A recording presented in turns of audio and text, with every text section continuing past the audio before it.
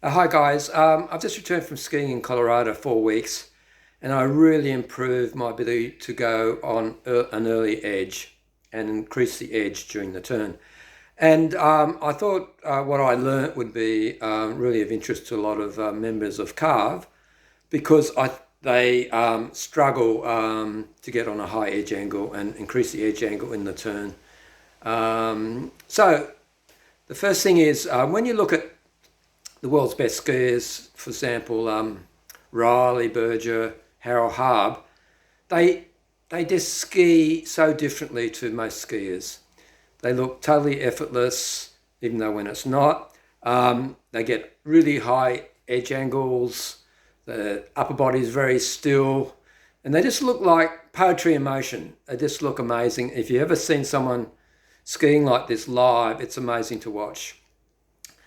So when you compare these skiers to, say, the average ski instructor or even the ski demo teams, there's quite a difference in their skiing style. And I sort of like to talk about this, these differences. What are they doing different so they look so effortless compared to the average skier? So the first thing you notice when they ski, they do a very low transition. So I'll just give a demonstration. So they're on an edge and then they transition low like this. So most skiers have been taught from ski school, from snow plows, you push on one ski now. So you're taught to come up and down, up and down, up and down. And that's a valid way of skiing, but it's got some issues. And the first issue is if you come up, you can't edge much.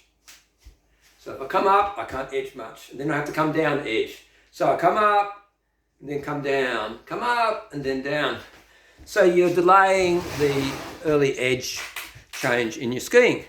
And frankly, this is a lot harder, it takes a lot more energy to ski this way, because you're coming up and then you're coming down on your edge later in the turn, and then the pressure comes very quickly, and then you have to push off that ski to get the new turn happening. So it's this sort of, very energetic way of skiing. And generally you'll see skiers that ski this way, they sort of slide the first part of the turn and then they'll carve the second part of the turn as they come down on edges. And the top skiers just don't do this. They just don't do this. What they do, instead of pushing on the stance ski to change the weight, they relax the ski or lift it. So this changes everything. So I'll do a demonstration. So you're on this stance ski, edging both skis. My weight's on this ski, fully weighted. I don't have ski boots, so it's a bit harder. Right. So to start the turn, you lift this foot to transfer the weight onto this. You lift. And I don't push this one. I just lift. So what does this enable you to do? It enables you to stay very low and to change the edges very quickly, very early in the turn. So you're changing the edges well before the foreline. You're on the new edges, increasing the edge angle to the foreline. And so compared to someone that rises and falls, it's a totally different movement pattern. Yeah, it's really quite different. And if you don't think this is what top skiers, how they ski, look at the World Cup slalom skiers, top 10, put them on slow motion. You'll find every turn, stance ski, they're lifting the tip of this ski off the ground. And this tightens the core muscles, lifting the tip, and then you do this movement. So all the top skiers relax the stance ski or lift it more dynamically. If you're going, like a World Cup, they have to actually change edges really quickly, so they actually lift the ski. And this is like a huge difference in your movement pattern. And you might have spent your whole life pushing on the stance ski to change the weight, and you've never experienced what it's like to do this type of turn. And it's a lot more effortless because to start the turn you relax, let the body flow down the hill and the skis extend out because you've got a really early edge angle. So the skis just go out on edge, and then the pressure comes up more gradually and it builds up and then you relax again. So it's totally less effort to ski this way, maybe 50% less energy. And you just don't get tired compared to going up and down, pushing, So it's totally different. So what's one way of trying to learn this? Because if you spent your whole life pushing on your stance ski to change, and most people learnt this from snowplow, stem Christie, that's the movement pattern. And so they might have a little stem when they start the transition. And this is a totally different movement pattern. So how do you change it? Because this is in your brain if you've learnt traditional technique. It's totally in your neuronal pattern. This is how you transfer. So you have to actually change your movement pattern. And it might take hours and hours and hours of work to change to this superior, in my view, a superior movement pattern. So one exercise you might try. So I've got my ski poles, I transition and I hold the poles. So I can't come up, right? I have to hold, I'll keep this pushing down, transition. And this is keeping me forward. I don't lift up. So that's one really neat exercise to start to learn this transition. And so that's number one. And if you look at skiers on the slope, 99% of skiers don't do this. They push on the stance ski. And even ski instructors do this too. And it's just not taught. For example, I was doing carved turns, medium radius carved turns in Australia, and I wanted to increase the edge angle during the turn. So I said, I'll book a lesson. And I find out the best instructor on the hill, and I book a private lesson. And he looked at my turns. The first thing he said, you need a wide stance. And I didn't want a wide stance because I knew I had to transfer 100% weight transference to do a really good carved turn. And he said, no, you need a wide stance. And then he demonstrated it, and then he had a narrow stance and he had 100% weight transference. So what the most ski schools, they're just not teaching this movement pattern, which is a problem because if you want to get lessons on how to ski, how real experts ski, you just can't get them. Maybe a high-level race coach that you might be able to get this sort of instruction, how to flex the leg. So that's number one. 99% of skiers don't do this, but all the experts do it, and all the World Cup slalom people do it. So it's a bit sad that we're not taught this from day one in ski school. So the next thing is weight transference. So your weight's on this ski, and this one's light, no weight on it. You lift this one, and you transfer the weight to the little toe edge of this one, and then you start your turn. So 100% weight trans happens at transition, very high up in the turn, and good skiers have pretty much 100% weight on the stance ski during the turn, and the other ski is very light. You might start the turn lifting it, or you might just have it resting on the snow with no weight on it. Now, there's a lot of reasons why to do this, and you get in arguments with ski coaches. I was in New Zealand, Snow Planet, Auckland, and they were doing race training, and I was up the top watching them, and I said, talk to the race coach. He said, he's instructing them to do 30% weight on the inner ski and 70% weight on the stance ski. And I said, this is not what slalom people do when you watch them. And we had this big argument. And then a month later, I was in, what was the ski resort? It was near Round Hill. Anyhow, a little ski resort. And the Japanese ski team was skiing there. And they did 2 hours of skiing on one ski down this slalom slope. So javelin turns with gates, 2 hours. So I thought, oh, maybe I'm right. And then the Japanese chief instructor, he was older guy. He did some free skiing, and he just skied exactly like Reilly Harb and the really top skiers. Super smooth, super flowing. And of course, he wasn't pushing on his stance ski to change his weight. He had this low transition. He got on early edge angle, really high up in the arc, etc., etc. He just flowed down. So number 2 is in what I've been trying my skiing, full weight transference on transition, and javelin turns is a really good way of doing that transition. So the number 3 thing that I think 99% of skiers don't do is before the transition. You want to develop your counter during the turn. So your skis are going this way during the turn, and you want to develop more counter by rotating your body this way. So when you're like this, the skis are going that way, the body's going this way, and then you change the edges, and then the body unwinds. And this is a key move of increasing your counter during the turn so you get transition. Now, the thing what people do, they might be counted at the end of the turn, but they lose it in the pole plant. So, say I'm counted, and then they'll plant the pole, so they're losing their counter rotation. And so this loses the natural unwinding of the skis.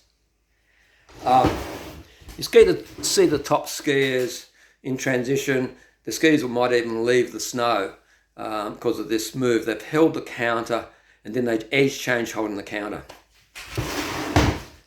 So I'm holding the counter.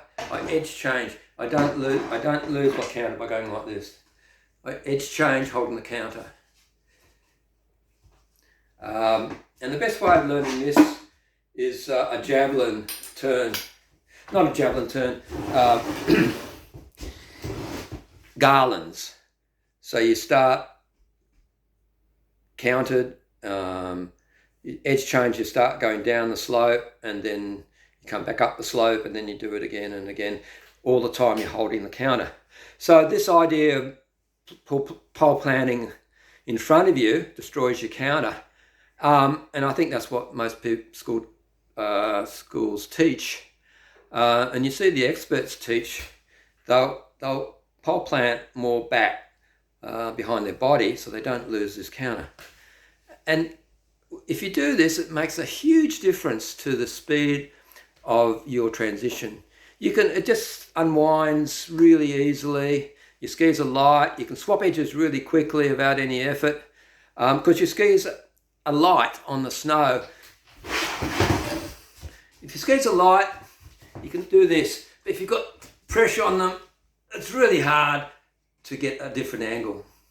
So that's the key to effortless transitions, is holding your counter. And to learn this,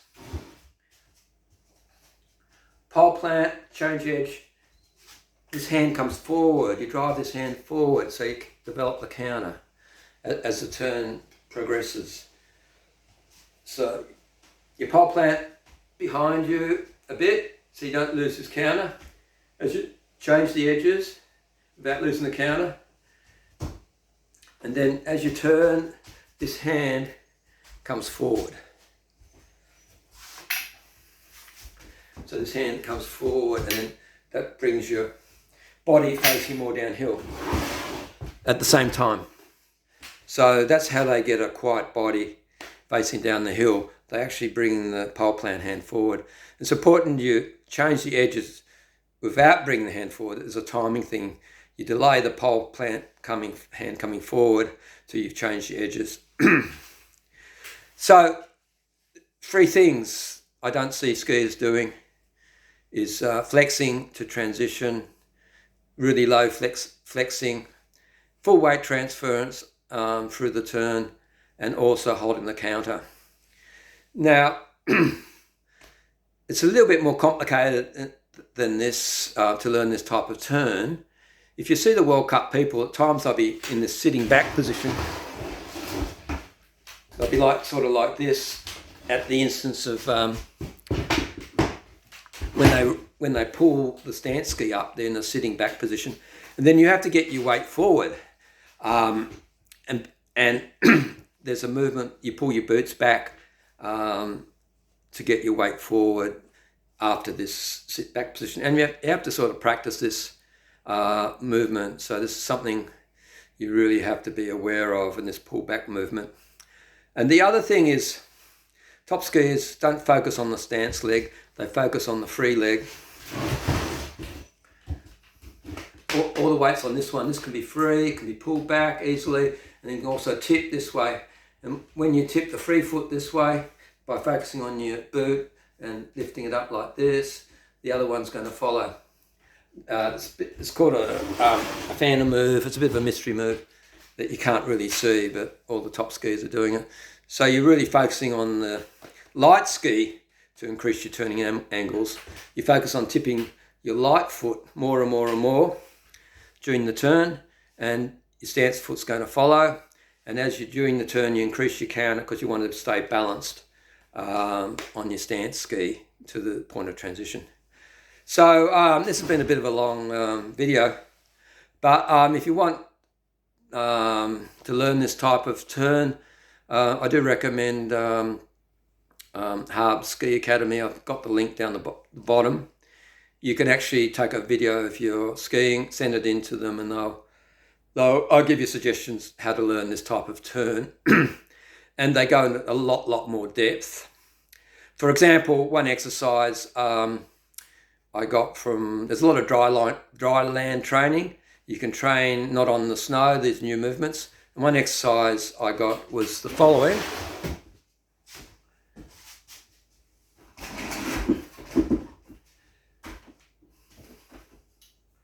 So you're on the stance ski. So you have to lift the stance ski to start the turn. So and transfer all the weight to this one. So all the weight on that one, and then transfer to this one. So this is developing that ability to raise the stance ski and also transfer the weight to the other ski, other leg, but the other leg has to be relaxed. And this is the last thing I want to talk about. When you relax, you can change your edges easily. So we talked about the transition, huh? Okay. So what I didn't fully understand, so I went to this Harb Ski Academy, is you never pressurize your stance ski. So you're doing this low transition and your skis are light on the snow, and you don't press on them to the foreline. You just let them skim the surface. And because they're so light, you can get really high edge angles at the first part of the turn, and then your body can drop lower from the foreline or before the foreline, and you increase the angles from the body being lower as you balance on the stance ski.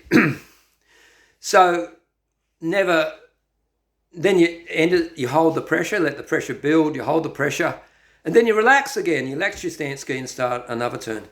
So it's you're manipulating the pressure. You're not actually pushing against the ski, you're letting the pressure come to you.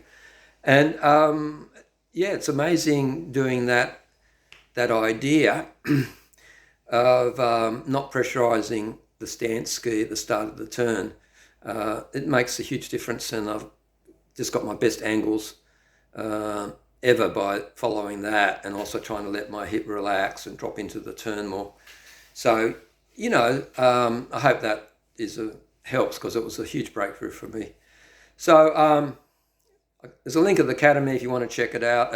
I think there's a 7-day free deal there. There's a lot of information about dryline training, and then they analyse Harold Harb's a bit of a genius. This type of turn, he's been teaching it for 30 years, and he was an ex-World Cup racer. So, yeah, I really recommend you change your movement pattern for your transition. It's just so much better skiing this way, so much less energy, so much higher edge angles, so much more fun. Thank you.